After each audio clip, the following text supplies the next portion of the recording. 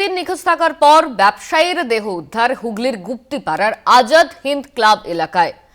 ফুলের ব্যবসা করতেন মৃত ব্যক্তি, এমনই খবর সামনে এসেছে। 3 দিন নিখোঁজ থাকার পর ব্যবসায়ীর দেহ উদ্ধার করা হলো। হুগলির গুপ্তিপাড়ার আজাদ হিন্দ ক্লাব এলাকার ঘটনা। ফুলের ব্যবসা করতেন মৃত ব্যক্তি, ব্যবসায়ীকে খুন করা হয়েছে অভিযোগ পরিবারের তরফে।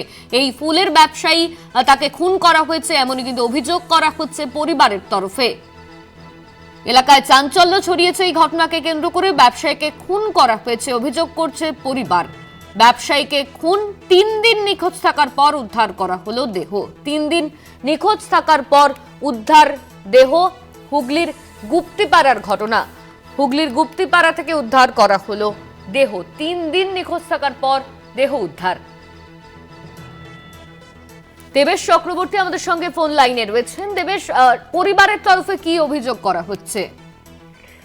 দেখো, তোমাকে প্রথমে জানাই যে হুগলি গুপ্তিপাড়ার একজন ব্যবসায়ী 3 দিন ধরে নিখোঁজ থাকার পর তার যে ঝুলন্ত দেহ পাশেরই এক শান্তিপুর সেখানে গ্রাম থেকে মানে বন থেকে তার উদ্ধার হয়। এবং যেটা জানা যাচ্ছে যে পেশায় তিনি একজন ফুল ব্যবসায়ী, বয়স বছর 40। গত 3 দিন ধরেই তিনি বাড়ি থেকে নিখোঁজ ছিলেন এবং বাড়ির যেটা দাবি করছে বাড়ির পরিবার যে তাকে মেরে ঝুলিয়ে দেওয়া হয়েছে। কিন্তু পুলিশের প্রাথমিক অনুমান এটি আত্মহত্যার ঘটনা।